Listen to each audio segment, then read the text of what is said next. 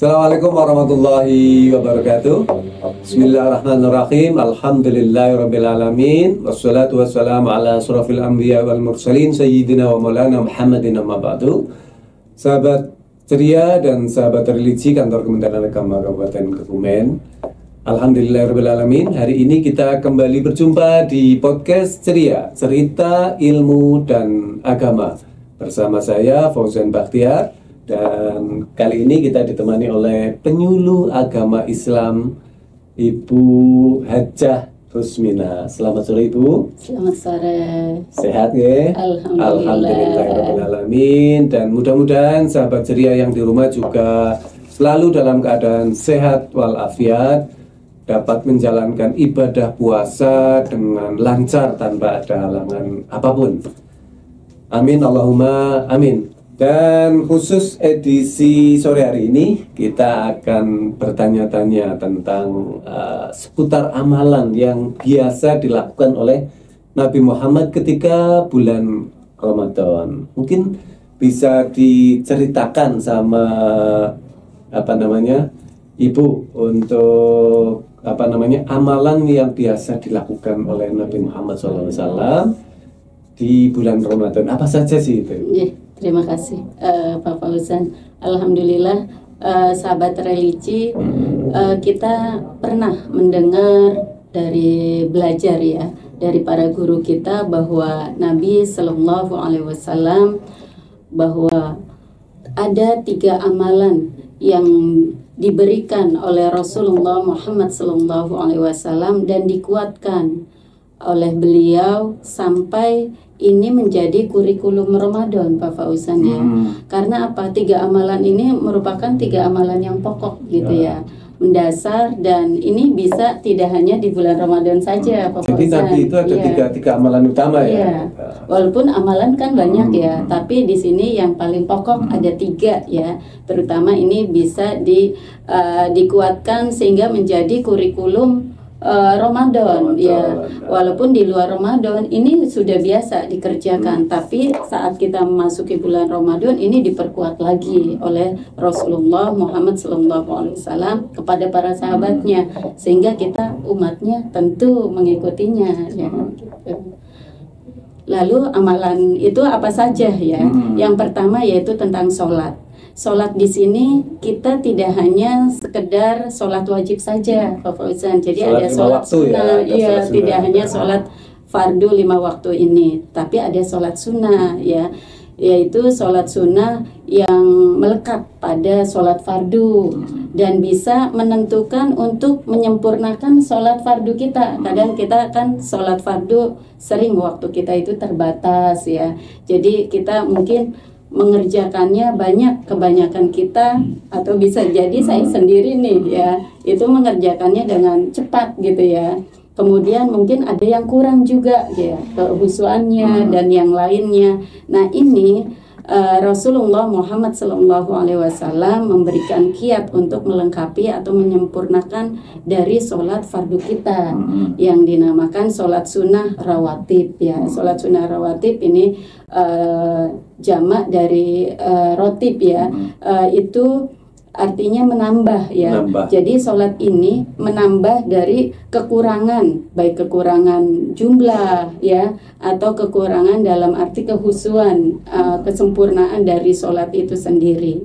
Nah, sholat rawatib ini Rasulullah Muhammad SAW menegaskan di hadis riwayat Muslim, dijelaskan itu ada 12 rakaat.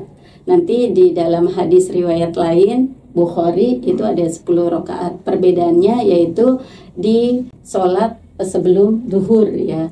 Di sini apa saja?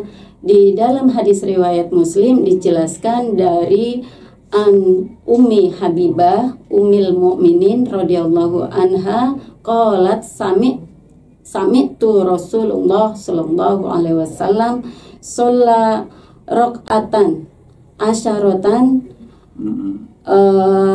sholla ro'at, maksud kami man sholla isnata asyaratan arba'atan fi yaumin wa lailatin bunia lahu Bunyalahu bihinna baitun fil jannah. Jadi barang siapa yang mengerjakan sholat sunnah rawatib 12 rakaat, maka ini secara konsisten Pak Fauzan sholatnya sampai meninggal, maka dia akan Allah bangunkan rumah di surga. Tentu sholat ini yang konsisten, tidak 12 sekedar, ya. Itu sekali waktu atau mengiringi sholat 5 waktu itu? Oh ya, ada penjelasannya ya.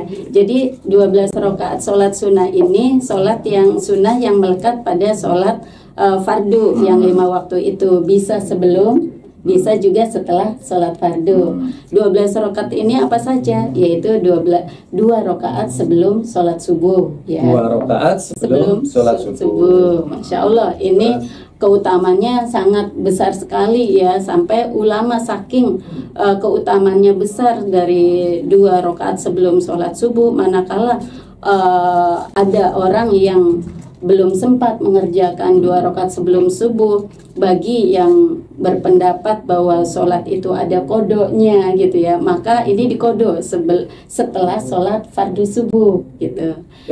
Mohon maaf, sebelum sholat subuh. Tapi kalau dia belum sempat, misalnya tertinggal saat sholat berjamaah, kan lebih diutamakan sholat jamaah ya.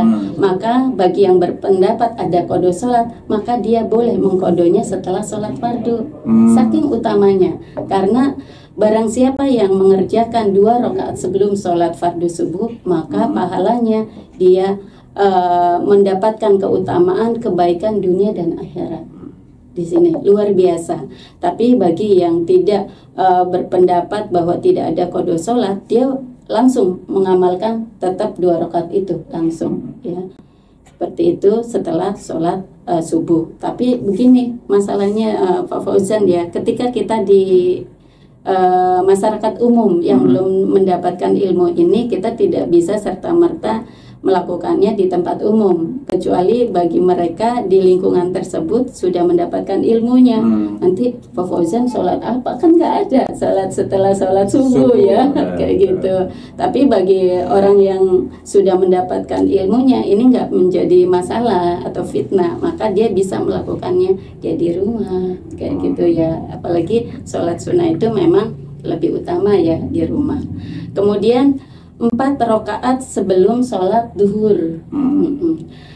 Ketika kita mengerjakan sholat sunnah itu jumlahnya 4 rakaat, afdolnya dikerjakan 2 salam.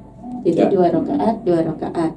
Nah ini perbedaan tadi yang jumlah 12 rakaat sholat sunnah rawatib dengan 10 rakaat ya dalam sehari semalam. Di hadis Bukhari ya itu 10 rakaat jumlahnya, bukan 12. Ini perbedaannya yaitu di qobliyah duhur, yaitu dia 2 rakaat. Ini manakala bagi siapa saja yang memang kondisi waktunya terbatas, maka dia tidak sempat untuk mengerjakan 4 rakaat sebelum duhur, tapi dia mengerjakan 2. Kemudian 2 rakaat setelah sholat duhur, 2 rakaat setelah ba'da atau setelah maghrib, dan 2 rakaat setelah isya. Maka jumlahnya 12 rakaat. Kemudian ada orang yang biasa, sebagian besar orang mengerjakan 4 rakaat sebelum sholat asar. Nah ini termasuk sebagian besar ulama mengatakan ini masuk ke sholat mutlak. Sholat mutlak itu ini ada diriwayatkan oleh Ibnu Umar rahimahullah, Allah memberikan rahmat kepada orang yang terbiasa atau membiasakan dirinya mengerjakan sholat sunnah sebelum asar 4 rakaat. Jadi Allah akan memberikan rahmat orang yang sudah terbiasa mengerjakan 4 rakaat sebelum asar.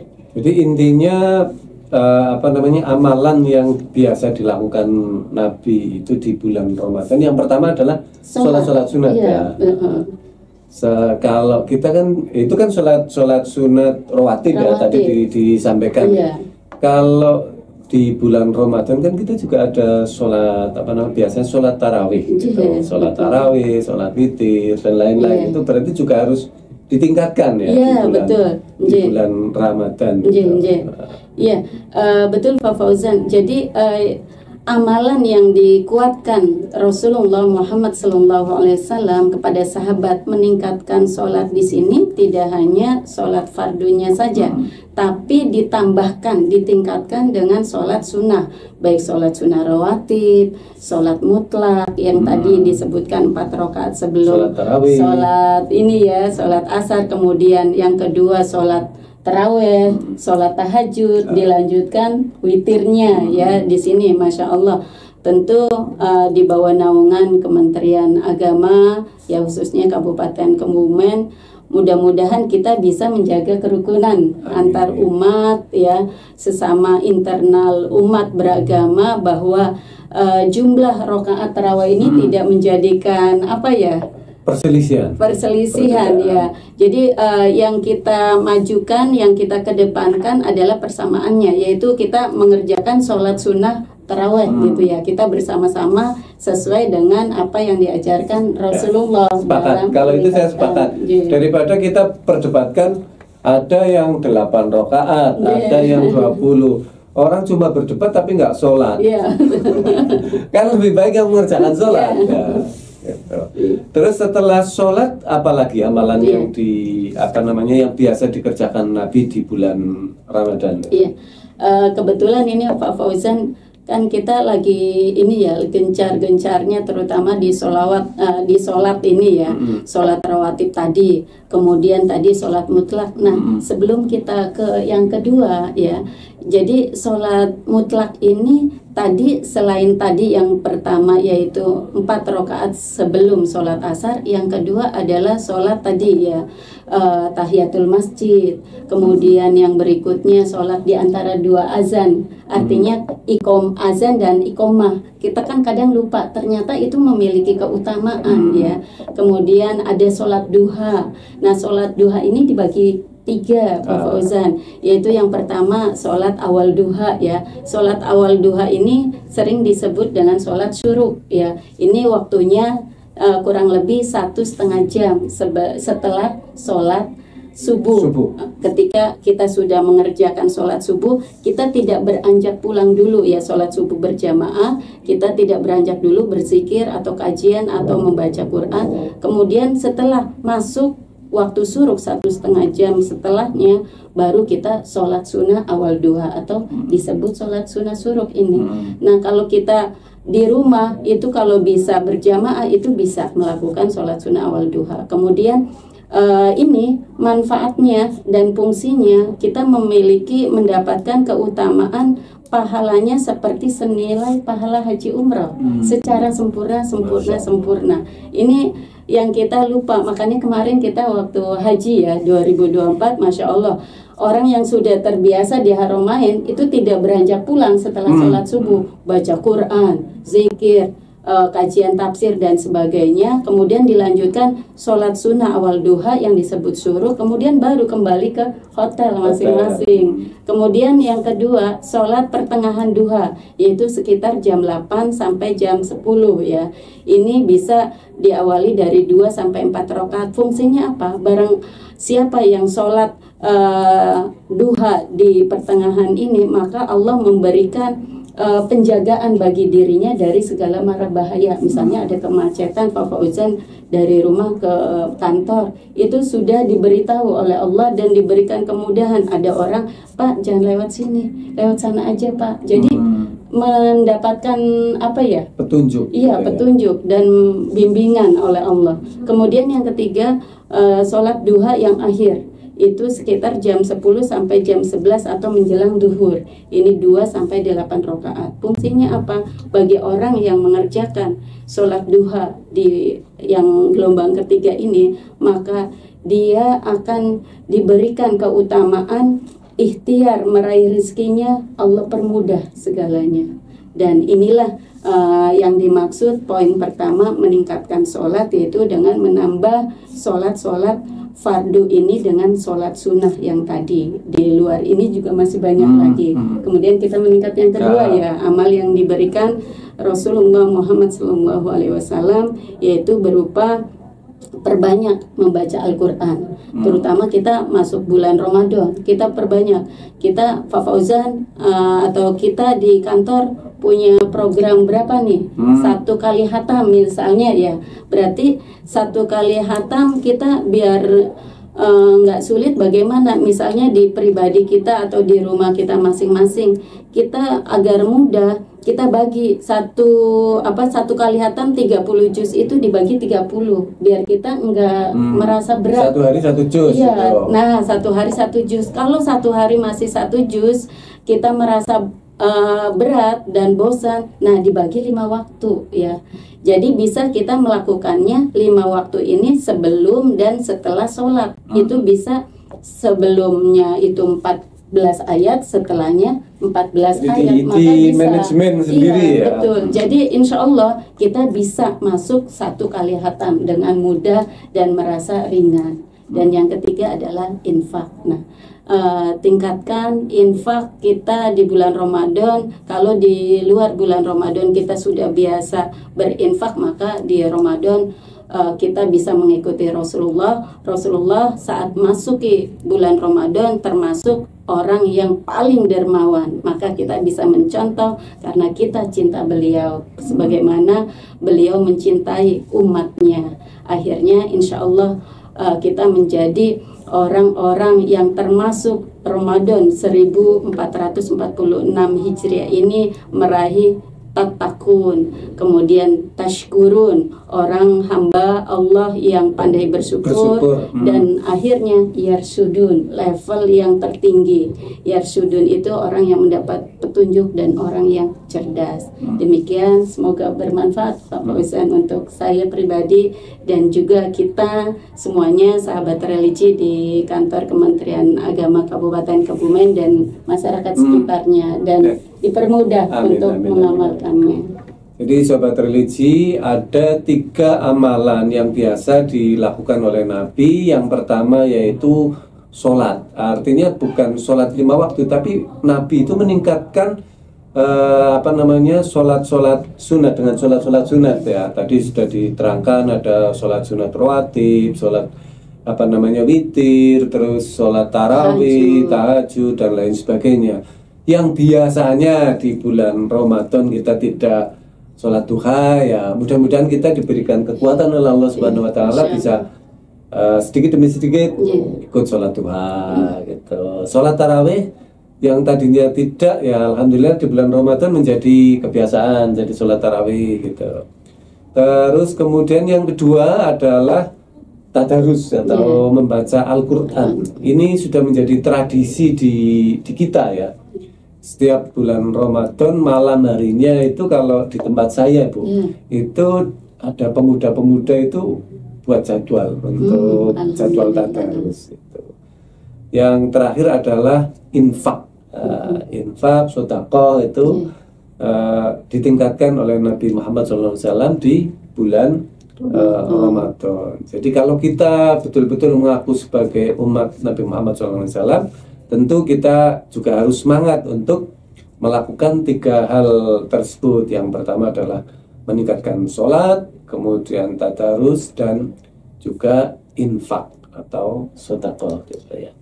Terima kasih Bu Haja Rusmina, dan semoga bincang-bincang kita bermanfaat. Amin. Untuk saya pribadi dan sahabat religi, sahabat ceria yang ada di rumah. Mudah-mudahan kita selalu diberikan kesehatan dan kekuatan oleh Allah Subhanahu Wa Taala untuk menjalankan ibadah puasa.